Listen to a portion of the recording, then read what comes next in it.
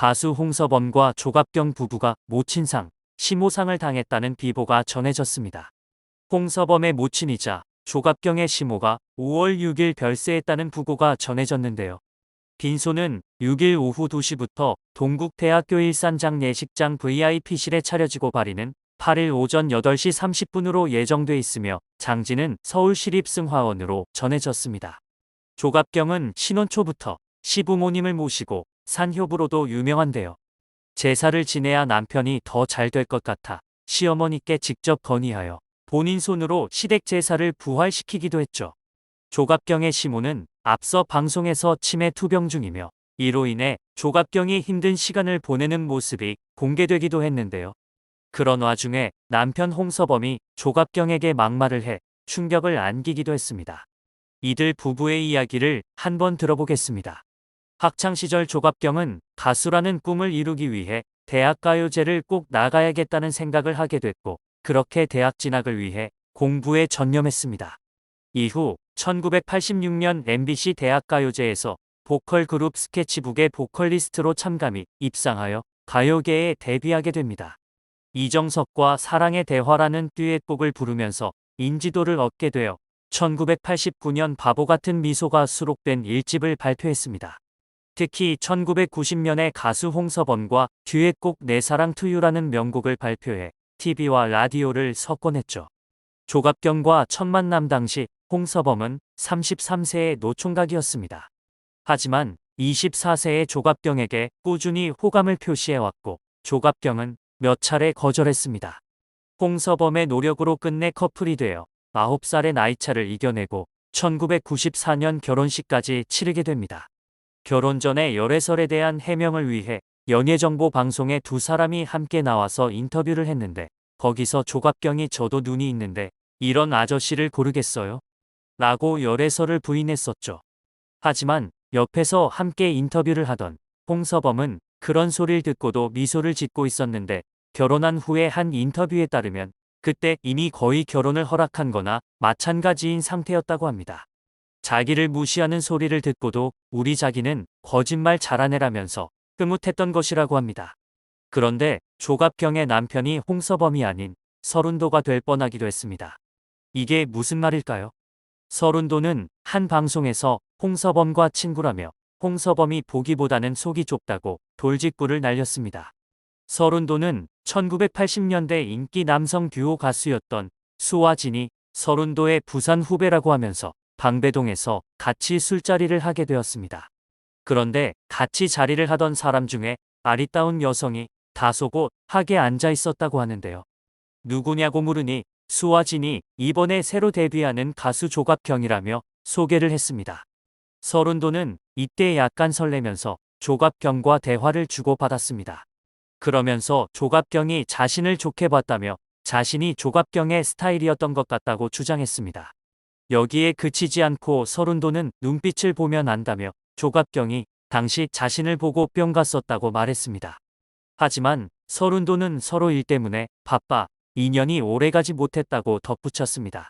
이때 홍서범과 조갑경의 핑크빛 연애에 대해 배신감이 들지 않았냐고 하자 왜 하필 저런 남자를 만났을까라고 생각했다며 푸념하듯 말에 웃음을 자아냈습니다. 시간이 지나 어느 방송에 나가 이 이야기를 하니 홍서범이 왜 남의 아내 이야기를 하냐고 물었고 서른도는 웃자란 말이야라고 대답했다고 합니다. 이후에 또 조갑경이 전화를 해서 오빠 내가 언제 그랬어요? 라고 했다고 하는데요. 이에 서른도는 걔도 정신이 없다라고 말해 모든 출연진들이 웃었습니다. 조갑경은 홍서범과 결혼한 이유를 묻자 왜 그랬을까요? 조금 되돌릴 수 없는 실수 같다. 라고 너스레를 떨기도 했는데요. 두 사람은 결혼 후 각종 라디오 프로그램과 TV 방송에 출연했습니다. 방송에서 보여준 홍서범의 언행이 다소 과격하여 논란의 중심에 서기도 했는데요. 한 번은 부부가 댄스 스포츠 수업을 받는 모습이 방송에 나왔습니다. 가르쳐주는 선생님이 부부에게 댄스 스포츠는 예절이 되게 중요한 취미예요. 댄스 스포츠 중에는 존댓말을 하시는 게 어떠세요? 라고 권유했는데요.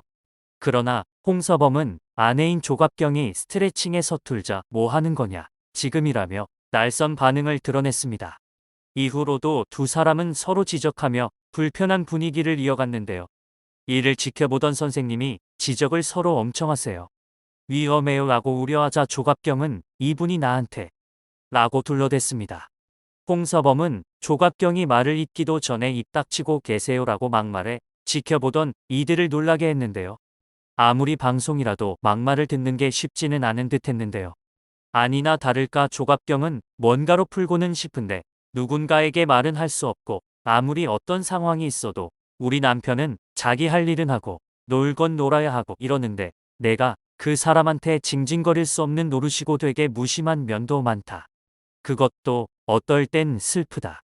오래 차 안에 머무는 경우도 있다. 집에 혼자 가는 게 무섭다라고 토로하기도 했습니다.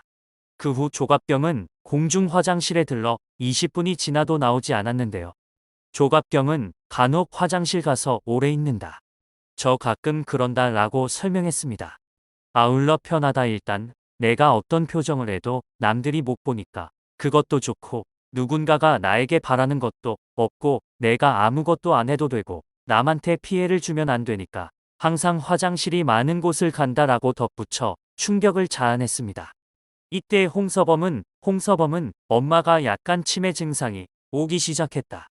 옛날에는 강남 가서 놀고 여기저기 만나러 많이 다녔는데 걱정이 돼서 내가 엄마 주변에 많이 있게 됐다고 털어놨는데요. 나아가 우리 엄마가 며느리한테 욕도 하고 그랬다. 오해하고 그러니까 얼마나 힘들었겠느냐고 다독이며 계속해서 미안하다고도 했습니다. 또한 조갑경은 사실 이 사람은 죄가 아니지 않냐 남편한테 뭐라고 할 수도 없고 남편이 안 됐더라라며 눈시울을 붉혔는데요. 이후 조갑경은 다정한 사람 만나보고 싶다. 나를 막 예뻐해주고 그런 느낌도 받고 싶고 그런 마음이 들더라. 제일 부러운 게 부부끼리 얘기 한참 하는 사람들이다. 저 사람들은 무슨 얘기하는 걸까? 할 얘기가 저렇게 많을까 싶다라고 이야기했습니다. 홍서범은 우리는 딱 보면 저 사람이 무슨 생각하는지 다 안다. 이제 뭐 말로 해야 되나? 신혼도 아닌데라고 말했는데요. 조갑경은 원래 예전에도 대답을 안 했다. 똑같다. 근데 너무 웃긴 게 왜 이제 와서 섭섭하고 서운하냐라며 속상한 마음을 보였습니다. 홍서범은 스스로 철부지 남편이라고 인정하기도 했었는데요. 남자는 세상 떠날 때까지 철이 안 든다는 말은 홍서범을 두고 한 말이라던데라는 얘기에 인정한다라고 입을 열었습니다. 그는 왜냐하면 철 들면 늙는다. 사실 제가 돈을 못 모았다. 가장 걱정되는 게 노후인데 미녀 가수가 날 안 버린다고 해서 걱정 하나 있던 게 없어졌다라고 너스레를 떨었습니다.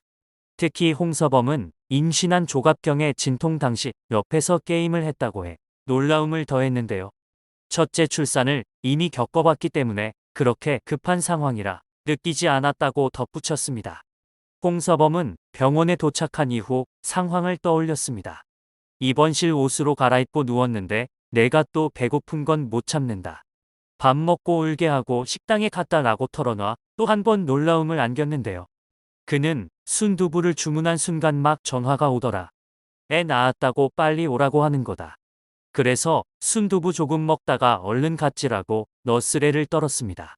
철부지 남편의 대표라고 해도 될 정도의 에피소드들인데요. 하지만 그만큼 애정이 있기 때문에 티격태격하면서도 방송에서 함께 에피소드를 방출하며 웃음을 선사하는 것이 아닌가 합니다.